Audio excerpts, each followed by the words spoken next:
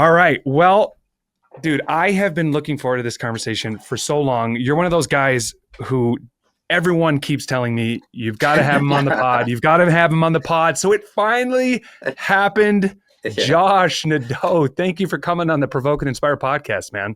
Dude, thank you for having me. Hope I can live up to the expectations. Well, none of us can in the end, but that's Yeah, I know, okay. right? That's okay. But look, as I was saying before we started recording, I absolutely love your book. And I don't listen to very many books for whatever reason. It's a way of absorbing books that just I struggle with to focus. But the second I started to interact with your book, I was like, I got to listen to this because to me, it reads like poetry. It reads like indie lyrics. It reads like everything that I love. And so just cold Minnesota winter, listening to your book, it's been engrossing and transformational. And I really mean that. Like, I'm not flattering you. This has been a powerful I work. mean, it is flattering. And take it, man. Take I'm it. honored. Yeah, I'm well, honored. you should be. God has used this and is using this. And right out of the gates here, I just want to tell everyone that you need to pick this up. Room for Good Things to Run Wild, How Ordinary People Become Everyday Saints. It is an awesome book. And so go grab it. And I would love to talk about it. And look, it's so enmeshed in your story. I feel like though you probably always have to kind of go down that road to tell it, I feel like you can't really almost tell it without it. So if you wouldn't mind sharing your story as we then unpack the profound themes that your book lays out, I would love that. Yeah, totally. First off, again, thanks for having me. I'm super excited.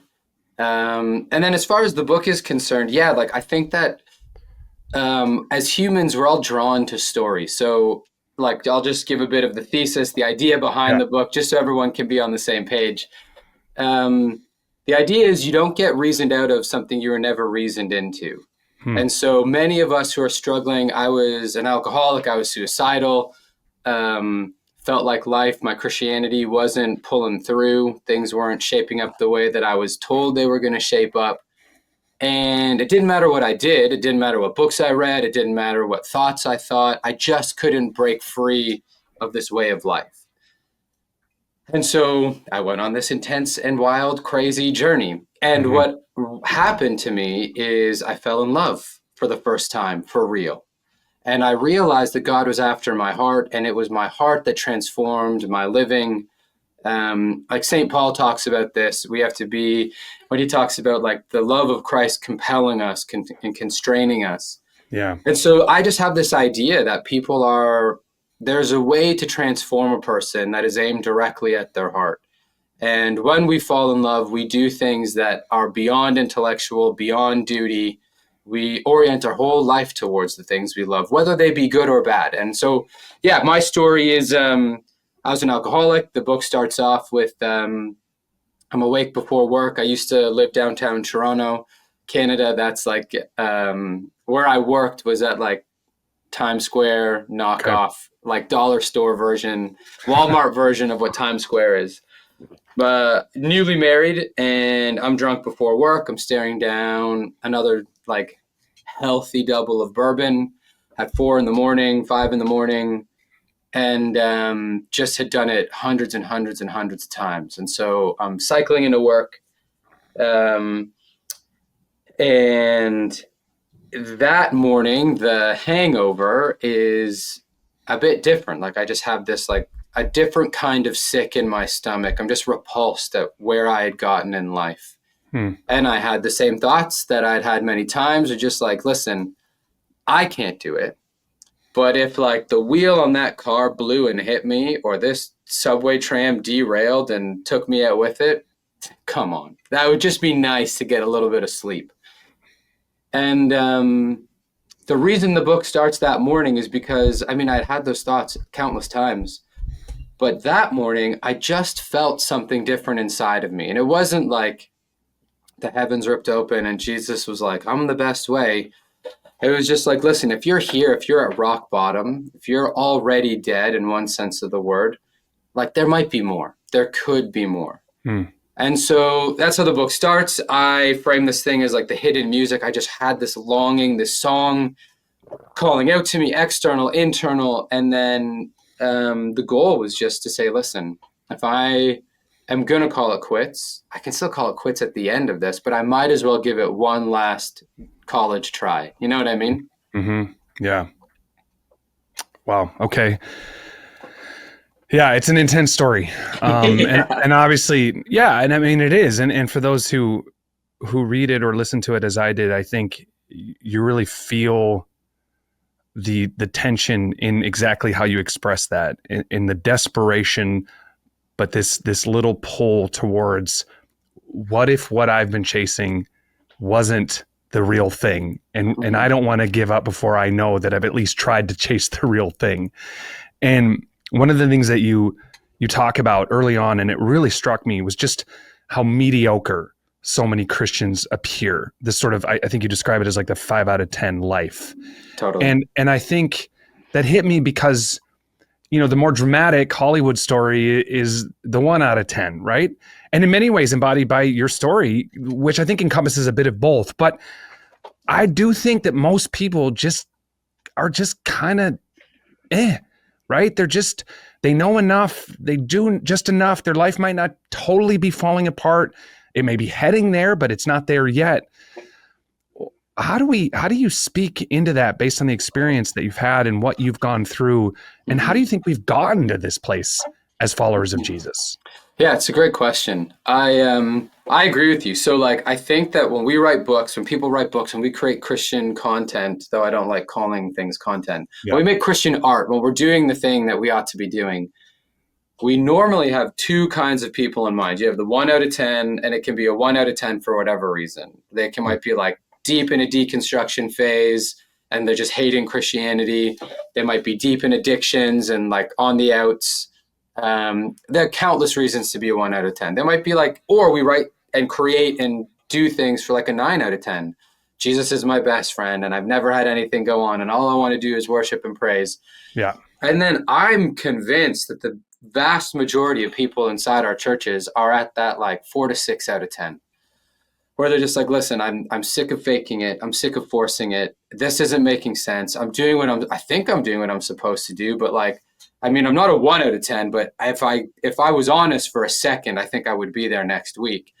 And I can't keep pretending that I'm a 10 out of 10. And so I thought to myself, like, hey, just write the book you wish you had at that time, when you were consistently unmaking yourself, like a death by 1,000 cuts, a death by 1,000 bad decisions over and over and over again. And so I think what we need to do is, I think one of the things that Christians fear in the modern world, because our modern world is so socially derived, is we have a form of authenticity that is really just like curated brand persona. Right. No one wants to admit who they really are.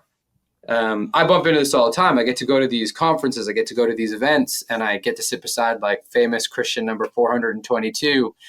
And you watch all these people at the dinner table and they're posturing and they're telling the stories that make them look great. And you start thinking to yourself about like, hey, I think I used to be bound by that, dude. I used to be there. I used to see that at the bank. I used to see that in the church. And I used to be like looking for my identity and validation in some external person. And so it just exists everywhere, because everyone is afraid that if I showed you who I really was, would you love me? Would you care about me? Right? Would you see me for who I really am? Would you accept me with all the broken bits of me being exposed? And so I think as artists, so I'm an illustrator, I'm a writer, it's a great life. I think my job is to tell the truth of the human condition in the best way that I can. Yeah. And when we tell good stories, when we present the truth in a beautiful way, it becomes an on-ramp for everybody else to start doing the same thing with their own life. So my book, for the most part, is just like words for everyone. One of the delights about writing something like this, like when they go and they like buy my book and they read it and they respond, it's an honor. I don't know how to deal with it. They'll say something to me like, thank you for giving language to things I have felt and could never put into words. But that's what art exists for.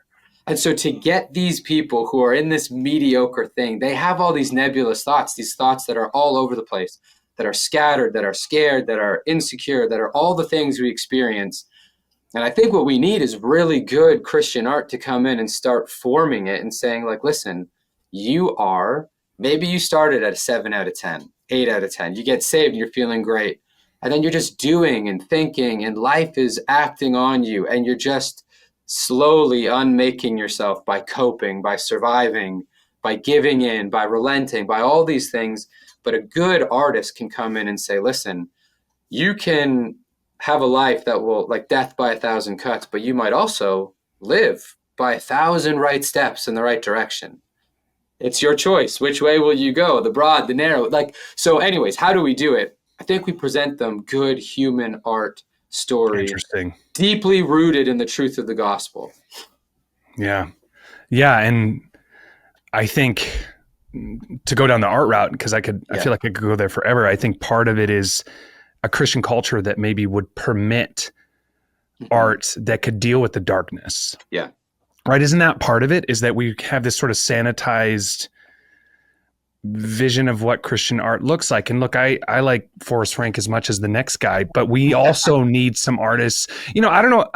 This was not supposed to be any shade at him, but I feel like, where are the worship songs that are more like the Psalms I read, right? Where are the pieces of art that say life sucked and it kind of still sucks, and I don't really know yet where this is going? Do you think that's part of this? Yeah, I think so.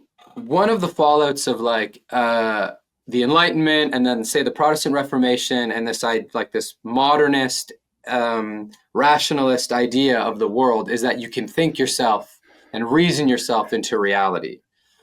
And it just totally infiltrated the church, where you're like, if I'm thinking the right thoughts, and then if my art is literally propaganda, and I don't mean that in a bad sense, but literally just, this is the thing you should think. So you do a brainwash, and I'm not dismissing what modern worship is. I don't listen to any Forrest Frank, for example. But you have this thing where you're just like, listen, I am going to sing truths on repeat rather than a poem that is aimed at reconstituting my soul. And so I think what we have is, you're right, we have this very sanitized, very Romans Road, very gospel presentation form of art that we allow into the church in certain domains. And then there are these other people who are doing all kinds of stuff. And so I have this unique blessing of not being, say, connected and signing on a dotted line for a church where I can write a dark book, where I can express some of the human condition within, there's still certain boundaries. But what we really need is, we need to start thinking through, take a guy like Dostoevsky, Russian Orthodox guy. He struggled with gambling. He struggled with alcohol. He struggled with tons of stuff. And when you go read his books, you can see he allows you to do the same thing, to put language to thoughts that are deep within you, that you've never maybe had the courage to utter. Yeah. And if Christians used to be the best at this, because we have the scriptures, because we have the Holy Spirit living within us, who can elucidate and illuminate the human condition in perfect ways, and then offer an antidote. And it doesn't have to be corny. It doesn't have to be kitschy. It can be what I attempted to do with my book, which is like, listen, I will tell you my story. I can't tell you anybody else's story, but I can offer my story to you as an on-ramp for you to go to the darkest parts of yourself. And I wrote it in such a way, like, listen, writing is my craft. I love it to death. And so there are certain ways that you write where a story becomes an on-ramp, not like a self-indulgent, look at me, I'm the hero. Christ is the hero of the book. And so these on-ramps just become the space where people can start thinking thoughts for the first time. Yeah. They can start, and you know what, even if it's just in secret, if it's just them in my book. And if that, listen, I'm not the greatest Christian artist of all time. There are many greats, and I put them in my book for a reason, where as you're reading, you say hey, I want more of this. Be like, well, they exist. Yeah. You can go read Dostoevsky. You can go read these people who can help you down this path. And they're not sanitized. They're not sterile. They're very alive. They're very human. They have very broken, battered edges. And the beautiful thing about that is, when Jesus steps in and does what he does best, which is redeem you and redeem the world, you actually have something to to be proud of, to tell other people about. Yeah. I don't have to have a pretend life that's all put together. I literally get to say with Paul, his strength is made perfect in my weakness. I Yeah. can tell you the weakness that his strength was made perfect in. Yeah. Yeah. Yeah. I think the false dilemma is that there is certainly the side of it where people don't want to be honest, but maybe there's the other side of it that people don't want to glorify weakness, or they don't want to be like, okay, I'm just self-indulgent in my perpetual weakness. And I think the false dichotomy there is that, I think, and it connects all the way back to what you were saying about being loved by being known, is that the false dilemma or the false dichotomy and the true beauty of the paradox is that when I come to Jesus, I don't come to Jesus by hiding more of who I really am in order for him to love me. The paradox, the beautiful paradox, is that despite increasingly understanding the depths of my fallenness through the lens of his perfect nature, I also at the same time recognize that he still loves me anyway. And so that doesn't create this like religious version of what the rest of the world does, which is why I think you see so much mediocrity, because we just create a religious version of what everyone else is doing, where in reality, and you see this embodied by these great artists, they're not glorifying weaknesses, but they also are free to be honest about them because they know that they're loved despite them. And that is that is the mind-blowing part of this, right? Come on. Oh yeah, dude. One of the things actually that I was trying to be very careful of with the book was we do live in a culture that glorifies weakness, that glorifies brokenness, that has this like deep romance for an anti-hero. And I wanted to make sure that there's a time in my life when I see every once in a while, I'll see pictures of myself from back in those days. And I was like thin as a coyote, and my life would have looked from an external perspective what this culture would have deemed as this romantic broken man. And I got in a lot of fights and whatever. I was an idiot, but I was like, I can't put those things in the book, even though they might tie in some capacity to the story, because there is a romance that people could be like, well, I kind of want the brokenness that Josh had. Yeah. I'd be like, no. We do live in a time that has these rose-colored glasses, that is reactionary, that is a little bit blind to what the brokenness is. And so the good artists, the reason why beauty, in order for a thing to be beautiful, it has to be good and true, which means it needs to be truthful in the ultimate sense of the word, and it has to correspond and be harmonious with the good, with virtue, with like the virtues. And so there are corrupt forms where we elevate, because of our own hierarchy of values, what an anti-hero, what brokenness looks like. Now, there is something where someone can describe brokenness in a way that's compelling because it resonates with who we are. We feel like we're not alone. And that's good. That's what an artist should do. If an artist leads you down different paths, if a writer, if a preacher, if a singer, it doesn't matter. If they lead you down a darker path where they say the solution to your brokenness is nihilism, is like absurdism, is me. Let me sell you my product, right? These are all corrupt forms where it becomes like a spiral further downward, where you're never going to find salvation. What we're supposed to do is say, listen, you take the brokenness, it's not indulgence, and you tell the story of how Christ redeems it. You are not the main character of the story. So one of the big themes in my book is I love like apostolic fiction. And so apostolic fiction is like, you can take The Great Gatsby, where you have Nick Carraway's like, hey, let me tell you about my best friend, Jay Gatsby. And Jay seems amazing until you get to know Jay and you realize he's just as broken and just as lost and just as fearful as everybody else in the world. But in my book, I got to be like, hey, let me tell you about my friend, Jesus. Yeah. And the best thing about Jesus is he's not weak and lost and broken.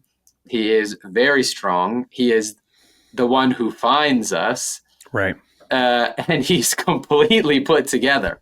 In fact, he put the entire universe together. And so like, that is the way to like make sure that these stories, that this art has a through line. Because authenticity for authenticity's sake, for clout, for brand persona, for marketing, for what brand narratives, or like brokenness and not being healed as an identity or as a mechanism to be indulgent, these things require a Mm. Christ to bring us through. Does that make sense? 100%, 100%. Okay. And in the absence of the gospel, in the absence of Jesus, I kind of get why you'd either choose delusion or authenticity, right? Yeah. Because what alternatives do you have? You either numb it and delude yourself, or you just sort of throw your hands up in the air and sort of a coping nihilism and kind of go, well, at least I'm being honest about how much everything sucks, right?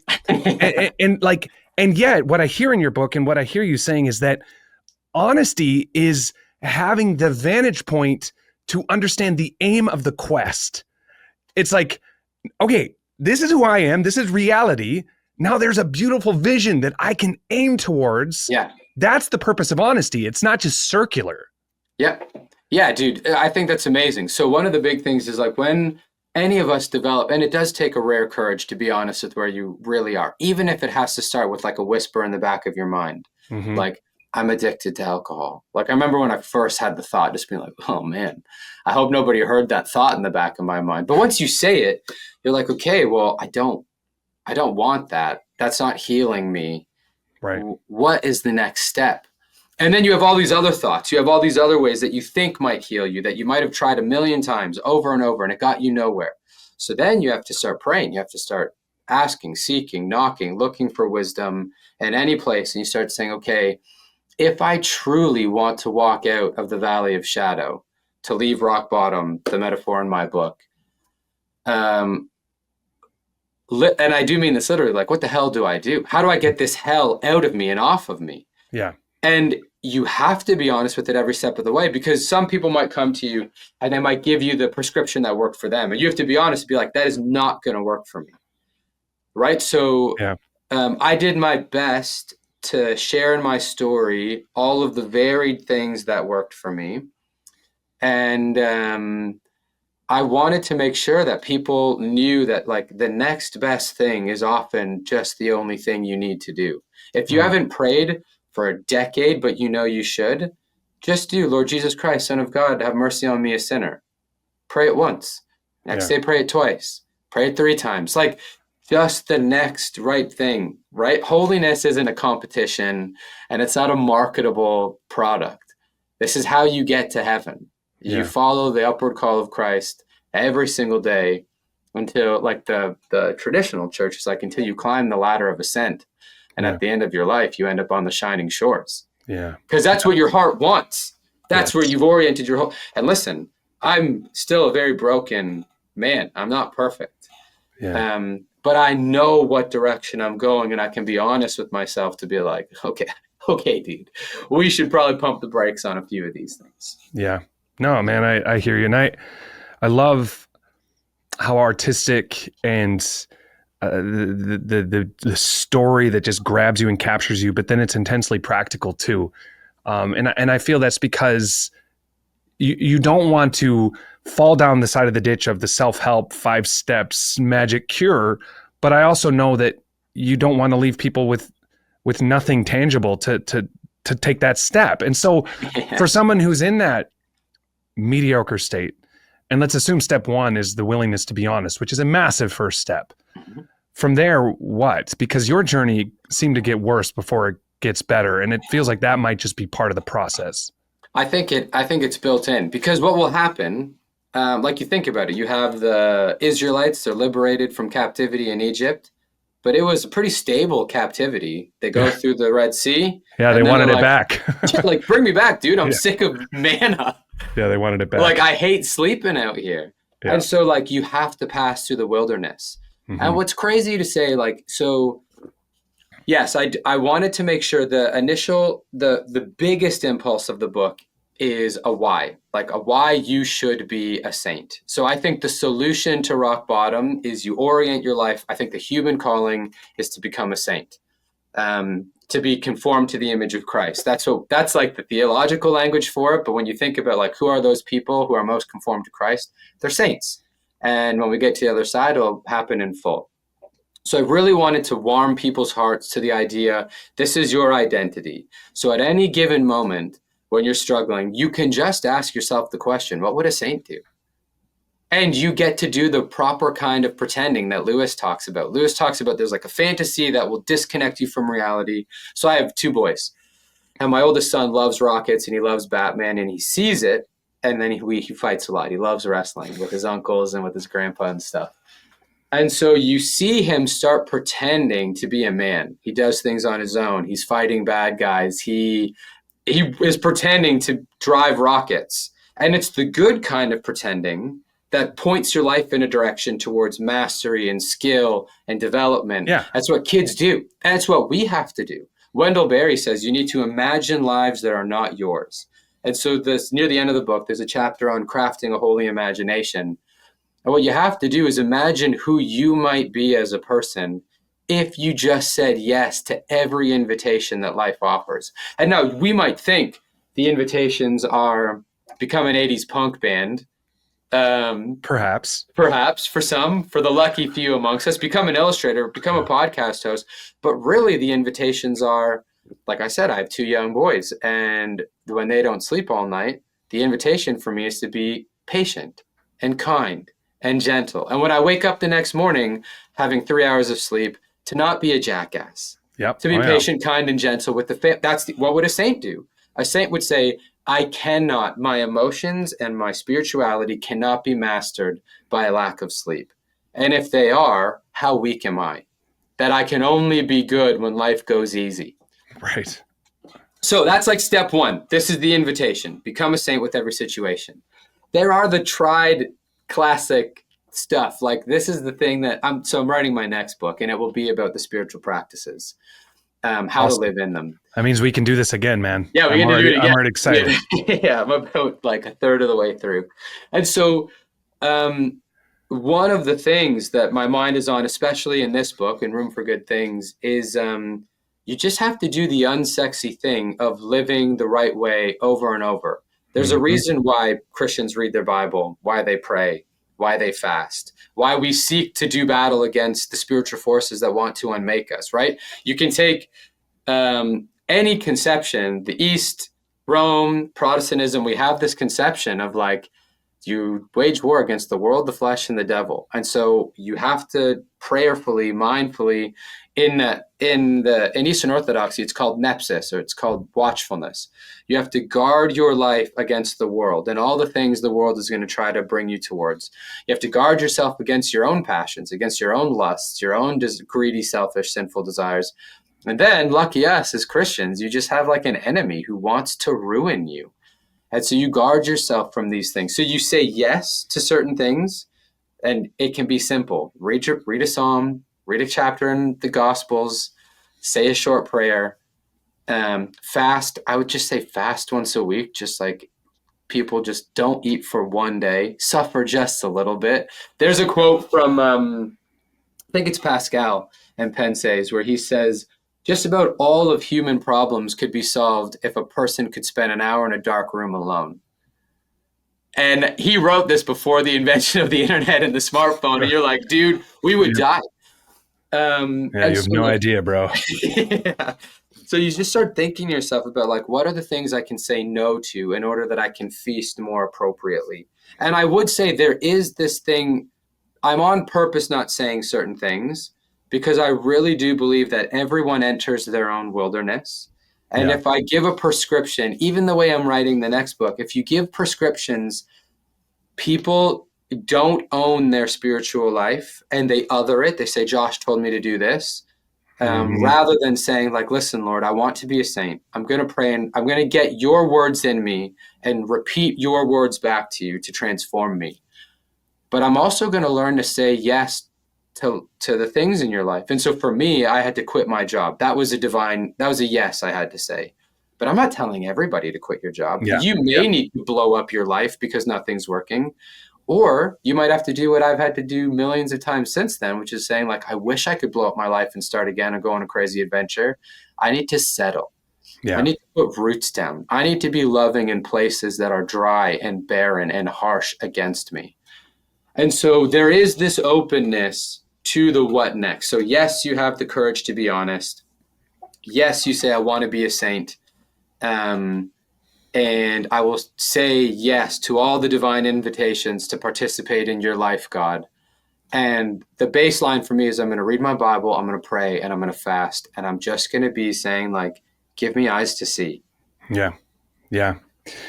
How much of this is that very few Christians in the church have a beautiful, expansive, adventurous vision of the Christian life? Like, one of the things I am constantly, so I have 9, 5, and 7, right? So I'm a little ahead of the game, but I hate to tell you, the sleeping thing, it doesn't get much better anytime soon, just for different reasons. Yeah, dude. Anyway, I can tell you stories. We'll bond over that some other time. But the point is, I want them to know that, yes, like, following Jesus, it's rules in a sense, right? It's design, it's a guide, but it's for their best, you know. And I was trying to figure out how to have a good Bible study with my kids, and it was like, just for, like, I got crazy kids, energetic, precocious, verbal, like, so they don't sit still. So I was like, okay, I drive them to school every day, right? So my thing is, okay, I created the 12 family values, like, boom, boom, boom, boom, and then what I do is every week I print out the next one, I slap it on the back of my car, and in that 20-minute drive, we all talk about it, right? And if we can do that successfully Monday through Thursday, Friday is donuts. I get like an iPad going in my car. I don't have one of those fancy cars, and it's like fun. Like, we celebrate that we got through that, and so this whole week was that the verse in John where it talks about the thief has come to steal, kill, and destroy, but I have come that you might have a rich and satisfying life. And all 3 of my kids are memorizing that throughout the week, and we're talking about what that means, and we're talking about, like, what does it mean that your plans are for my good? And I want them to know, Josh, that following Jesus is awesome. And yet I feel like I almost had to undo a sense of the cultural expectations that, well, yeah, but it's really about doing these things and these rituals, and, like, you're almost like a hipper, cooler, compromised Christian on some levels to present that vision, which is craziness. So talk about that as so crucial to this whole process. Dude, first off, I love that you're doing that with your kids. We have the same thing. And so one of the things that we have, one of our family values is, like, we protect and enjoy beautiful things.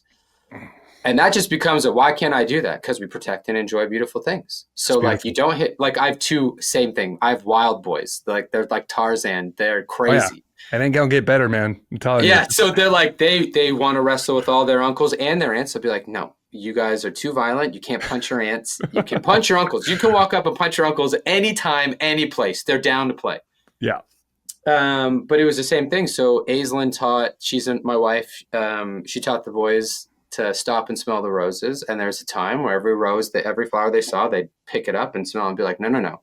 We protect and enjoy beautiful things. Beautiful. Yep. So I think the value system, the structures, like those 12 values you have, whatever they become, I think those are key, because they are that's an identity building thing for your kids. I also think about the things for me that compelled my life, where it was stories, right? Like, I watched Gladiator when I was 13, and I remember being, oh yeah, dude, stranglehold on my whole life. I watched Batman. I hope you didn't watch the second one, though, just to ruin it. No, I did not. I would Neither did I. Yeah, I would never. Well, you know better. So, like, I watched Batman the animated series growing up, and those things spoke to my heart and my soul. And they said, like, oh, you can be more. Like, being a man, you can be more than who you currently are. Yeah. And even now as an adult, when you watch good stories, you get choked up, because you envision a life that you could live if you only said yes to the good. And then you have Christian stories that do the same thing. You have Lord of the Rings, you have Chronicles of Narnia, you have tons of other stuff that says, listen, your life is this mysterious, mystical myth. My sons, my daughters, whatever kind of kids you have, whoever you might be, this is, like Chesterton says, this is the myth that became fact. And so to teach one of the things that I want to do for my kids, because I've had to do it for myself, to teach myself a new language. It's another chapter in the book, Language for a New Land, is this idea that, like, it is okay to look at your life in this beautiful, mythic way. To be like, yes, I am a saint, and I'm on the path to glory. And so when you walk down the street, you should envision that there are enemies that want to destroy you. And you should envision that there is a king that has sent you out on a mission. Hmm. And then, like, for me, I have a wife. So there's like a princess, a queen that I'm rescuing, protecting. My whole life gets saturated in this language. And then I'm going to be honest, I think for the vast majority of people, the way to keep it is you just have kids. The kids give you, like, dude, watching my kid enjoy his life, wonder with zero apprehension, zero Mm-hmm. insecurity, he is not jaded in the slightest, warms me up to be like, what if I did the same thing? Yeah. What if I enjoyed the little things again, as for the first time? Yeah. Yeah. There is the lessons that your kids teach you, man. Like so my 9-year-old had this weird episode where he's just having these night terrors, and he doesn't have those very often. And he was kind of sick. And so I didn't know what it was, but it was so profound because all he wanted and all he needed was for me to lay by him. And that took it away. And as I'm laying there and I'm thinking about this vision of God, right? This idea that what my son needed was my presence. I didn't do anything. I didn't cure anything, but just for him to know I was there, Yeah. soothed him in a supernatural way. And I'm just sitting there laying there going, this is what God is like for me. Yeah, dude. Like, and yet how beautiful is that vision, right? That my 9-year-old son, even as a 9-year-old, and he's starting to get cool, and he's starting to use slang I don't understand. I'm like this little alpha punk, whatever. But even as a 9-year-old, bro, he needed to know his dad was right there. And when he knew his dad was right there, he could sleep at peace. And I was like, that is just, you can't get that vision in a book. Like, no.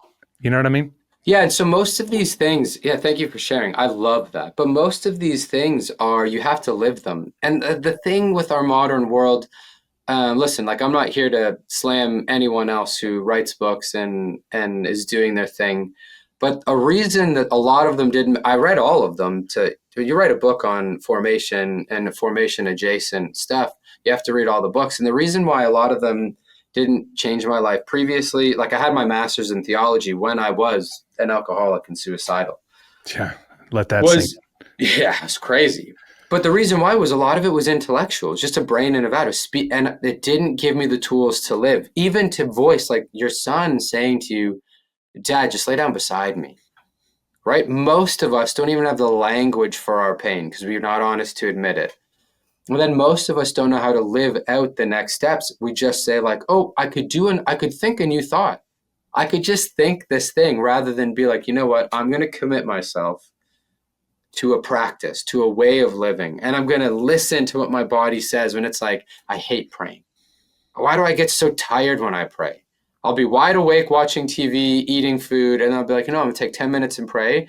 And you're just like, eyes heavy, head spinning, distracted. And you think to yourself about those things and you'd be like, okay, so I need to begin living out this life. I have, like, and it will be, when, like you said earlier, things get harder before they get better. It's because, like, we don't have the stability of all the coping mechanisms. Like, coping mechanisms are great until they start killing you. And then you have to give up on them. And then you're like, oh, I'm a weak little bird in a dark, vicious jungle. I need to become strong. Yeah. And I have never had to become strong. And so, yeah, dude, I just think all this embodiment is a huge part of the book. Yeah. This embodied way of life of learning to listen to your body and living your faith out through your body is vital if you want transformation, because you are your body, mind included. Yeah. Yeah. And speaking of which, and I thought this was so profound, is you talk about this journey of boxing that you undertook in the midst of this transformation. And talk about the lessons from that, because I think there's some profound lessons of discipleship and maybe a little bit of, dare I say, conviction that the church needs to hear in terms of how this crusty, simple Jim was getting it right in a way that many of our churches just aren't. Yeah.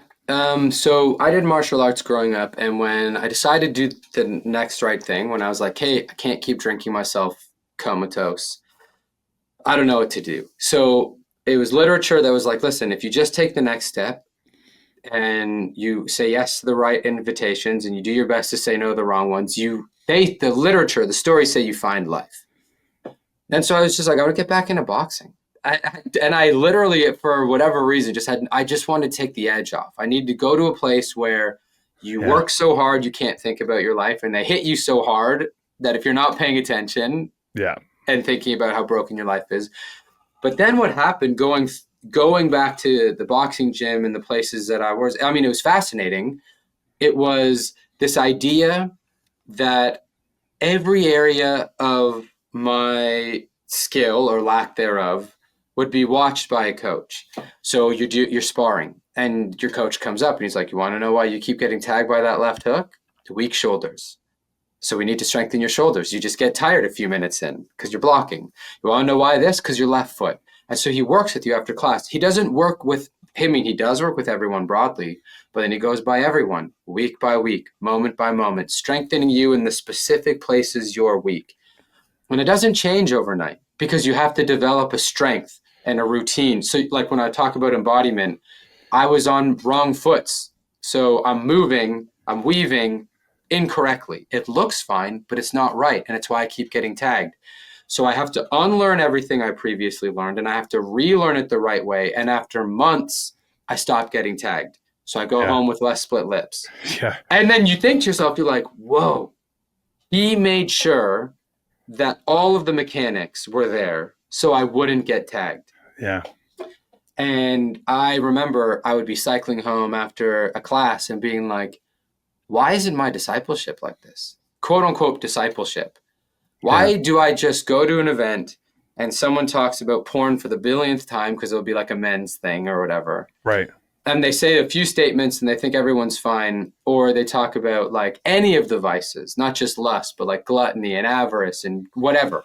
Yeah. Wrath. And like instead of just broad things, they sit down and they meet with you. They talk to you. They're living life with you in such a way they'll be like, hey, you see how you reacted there? Why? Like, what were you doing in that moment? What was going through your mind? Or was it just like a selfish thing where you're like, hey, this person's demanding more of my time than I thought? My wife, my kids, my friends, whatever it is. And you just have someone there coaching you, be like, okay, we got to go back to fundamentals. You know what I mean? Like so in the traditional church, they have a different view of, say, virtue. So they have levels. They'll have stuff where like the first step is slowing down sinning, and then stopping sinning, like not entirely, but stopping. And then the next, so that's level 1 and level 2. Level 3 is like acquiring the virtues and mastering the virtues. And then like you get into these other levels that are like, we are totally okay to talk about the heroes of the faith, who are like anyone, the heroes of the faith, who are like, they're beyond quote unquote the acquisition of the virtues. They are now in some small semblance. They can say with Paul, follow me for I follow Christ. And I'm like, dude, you mean square one is what I've been focused on my whole life? Slow down the sinning just a little bit, not even the acquisition of the virtues. And so you think to yourself, you're like, oh, I do need mentorship. I need someone to watch me to be like, Josh, you keep bobbing when you should be weaving with your anger, with your apathy, with your cynicism. Where's that coming from? Let's unlearn some of these behaviors together. Oh man, but that's so antithetical to the way we do life. Well, I mean, totally. like somebody has to be close enough to you to even be able to see that, let alone call it out. Yeah, and I mean, I don't mind sharing what I think. Like, you also can't sell it. It's not a product. You can't go on Instagram or Well, YouTube. dude, I'm out then, man. If I can't monetize it, see, Jesus. I can't put that on a shirt. All right, I'm out. Yeah. You mean I can't sell like a 12-step program to 10,000 people and make a bunch of money and leave them worse off? And literally, there's no one I'm actually throwing shade at, but my mind does go to like Simon the Cyrene, who's like, give me the power so I can monetize it here. And Peter has strong words for people like that. And so I think you're right. Like there is this, so Dostoevsky and Brothers Karamazov talks about how love and dreams is beautiful. It's easy. Everyone wants it. But love in reality is harsh and brutal. It demands your whole life. It is not up on a stage. No one will clap for you. No one will see you, but you will change people's lives. Mm. And so the difficulty for the Christian in the modern world is to say, the majority of my life is real. It's local. It's embodied. It is not virtual. It's not digital. It's not disembodied. It is a real thing, and no one will see it. So no one sees the vast majority of my life. They don't know who I meet with, the conversations that I'm having, the people I go out for coffee with, the lives that I'm trying to mesh mine in with so we can do this together. And Yeah. I purposefully will never post those things for two reasons. Number one, like I get really worried about what Jesus says in Matthew 5, like you've received your reward in full. It's like Um, 9 likes not good enough for you, bro. yeah, dude. And then the other thing is like, I don't think it's a thing that is a product. I think it's a way of life.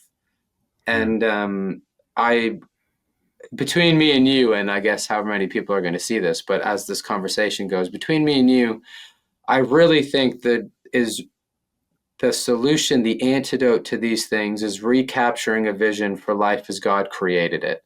When you think of Eden, when you think of the new Eden, you really don't think about YouTube megastars and brand personas. You think about people gathered around a table, gathered around a fire, walking together, working together, doing life together, in the deepest, most intentional ways. And you think like, okay, that's what I was made to be. Love God, love people. There's no screens.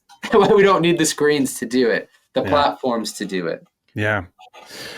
Yeah, it's convicting, man. And I've been rereading Screw Tape Letters, and I think of like the complexity and the layers of the strategies that are implemented, right? And we think of it very in a very sort of binary or two-dimensional way. It's like, oh, get them to do this, get them to do that. But I think Satan will take very well-meaning churches and very well-meaning ministries and very well-meaning artists, and he'll get them to compromise in the sense that they no longer they step onto the treadmill of scalable, of growth, of reach, of all these things. And it's so easy to rationalize. It's so dang easy to rationalize. And yet the real work of discipleship is not sexy, and it's hard. And in my own life, right? And I have to fight that because it's so easily, you just kind of don't make room or time for the people that could actually know you well enough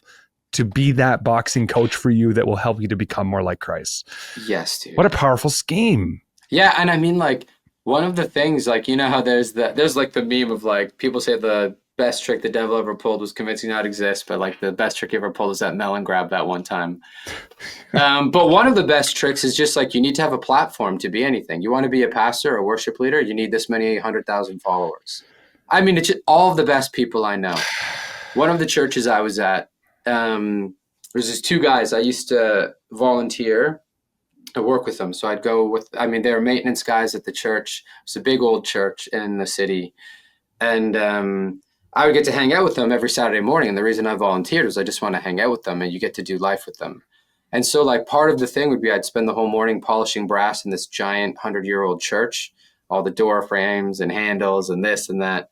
And then after we talk, and you just see these guys are living their life, they're working hard, no one sees them, they're keeping a church together. The reason people gather is because they break their backs all week.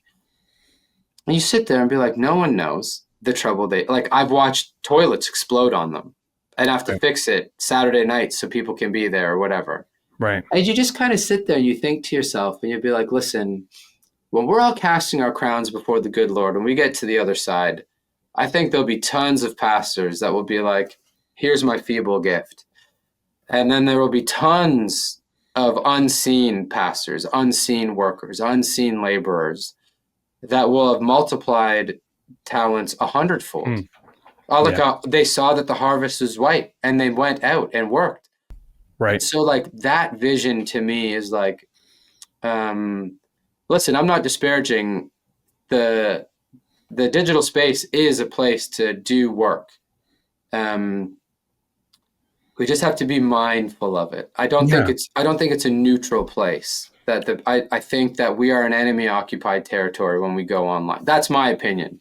And Yeah. so I think we have to keep our wits about us. I mean, like, I can't go on without being inundated with every vice at once and Yeah. be like, hey, Josh, you're going to go post something about being holy. Here's everything to tear you to ribbons. And you'd be like, okay, bye. No Yeah. more It's like fun. throwing a diamond in the sewer, right? It's like, Totally. good luck in finding this. Yeah, dude, to me, again, it's all the way back, and we can wrap things up here soon, but it's all the way back to that 5 out of 10 living.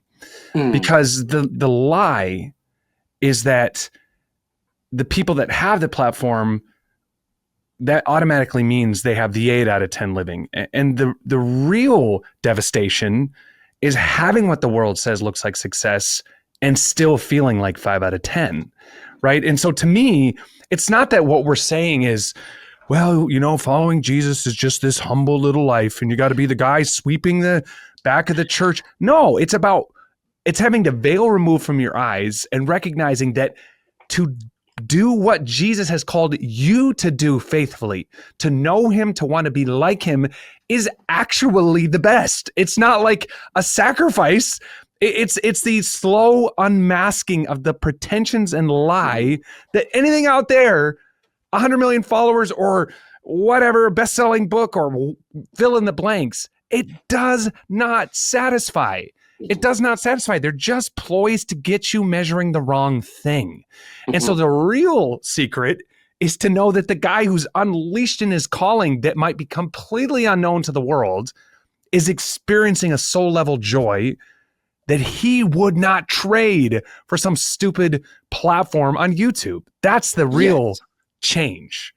Come on, dude. Yeah, like I have this is a big thing in my story. Like there's a chapter in the book called The Myth of Extraordinary. And it's this idea that you have to be extraordinary to follow Christ, that your life must always be high after high, seen, always on the stage. But that's not how we were made. The most extraordinary life we can live is being like how ordinary people become everyday saints. You just do the ordinary life, and your ordinary life is holy. It is a holy, ordinary life, and you can listen. Like this is so. One of the big underlying themes is to get out of rock bottom, to envision your life in this holy, ordinary way. You need to cultivate a framework of wonder.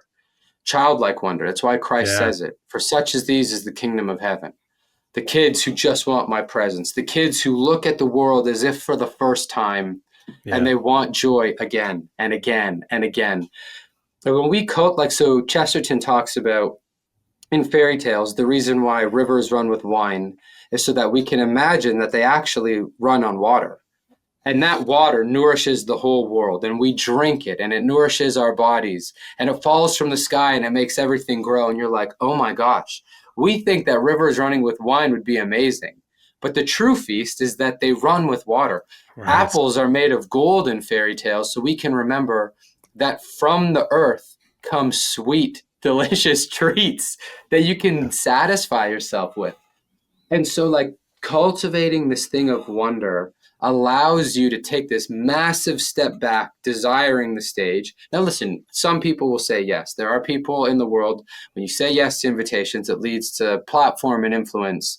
And the warning that Paul gives is those of you who teach, you judge more strictly. So this is not a thing that you should just go willy-nilly pursuing. But this does not give me, the platform, writing a book, the act of writing and talking to real people gives me joy. But the true joy of my life is my wife, my kids, my community. Yes. It's the real things I get to do. These are the most, and they're unseen. We get to, I wrestled with my kid before this happened. And it, dude, I love you. This has been a great conversation. But it doesn't compete, bro. And I'm not offended. Yeah. And so I think cultivating this view of wonder that allows us to see our ordinary lives as holy and beautiful. And because that's the gateway into the infinite. The gateway into the infinite is right under your nose, right? This is your life.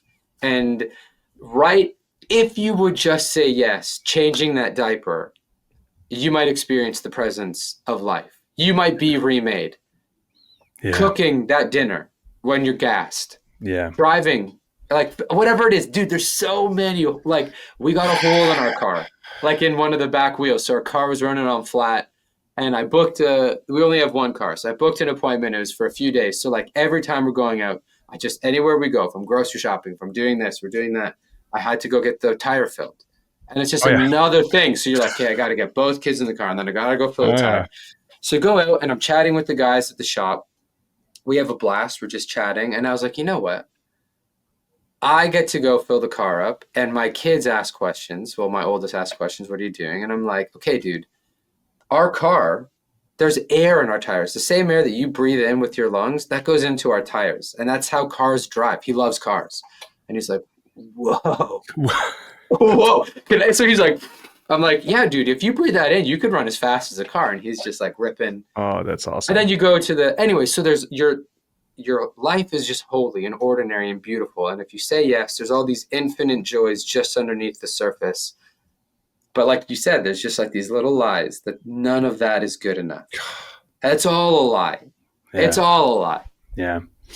Yeah. And I mean, I have a weekly rhythm of like kind of holding my life's mission statement against my calendar and bank account and evaluating the incongruence. And because I know even if my flesh and weakness pull me in wrong directions, I know that my eulogy goals are going to have nothing to do with the podcasts, with the tours I've been on, with the things I've written, nothing. I just know that academically. It's going to be like, did I get on that dang trampoline with my girls when I hate being on a trampoline because it's exhausting? Like, well, how did I do this for hours as a kid? I don't even understand.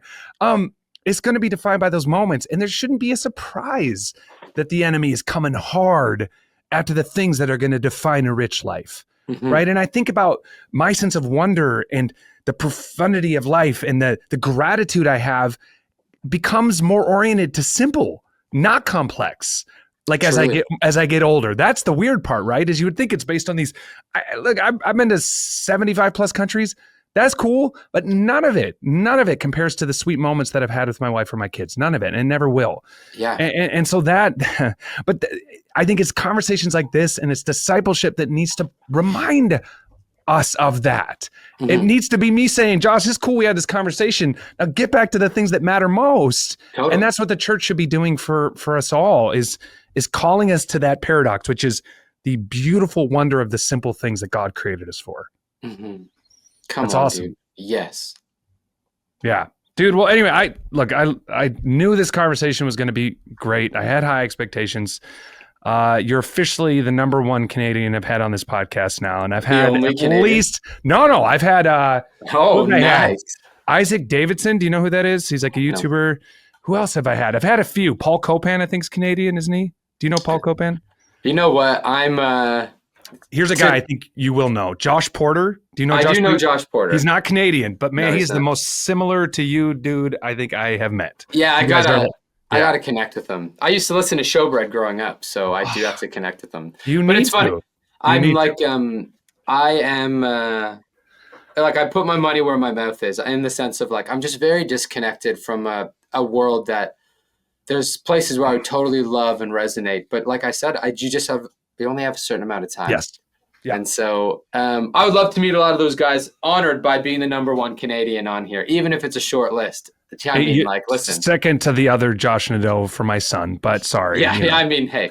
His heroes have a pretty, there's an archetype for his hero, and it's on skates. So, dude, this is awesome. I thoroughly appreciate you. And again, as I said, everyone needs to go out and get your book. I'm going to do a whole intro to this and the show notes and the links and all that kind of stuff. So I know you're not concerned, but that will be my big push, not just on this platform, but just interpersonally. Because when I get a book that really touches me like this, I become an evangelist for it. So I'm going to let everyone know. But thank you. I got to hit this little end record here to make sure that your file gets uploaded. But Josh, thanks, man. Appreciate you. Hey, thank you, man. I really appreciate you taking the time and having the conversation. This was awesome. Thank you. Thanks for watching Provoke Inspire. If you enjoyed this content, could you do me a favor and hit that like button? Leave us a comment, because this ultimately is a conversation. Hit that bell thing, I think, right? And YouTube seems to be recommending another video for you to watch. Check it out. Stay involved. Also, ProvokeInspirePodcast.com for everything else. That's it. Peace.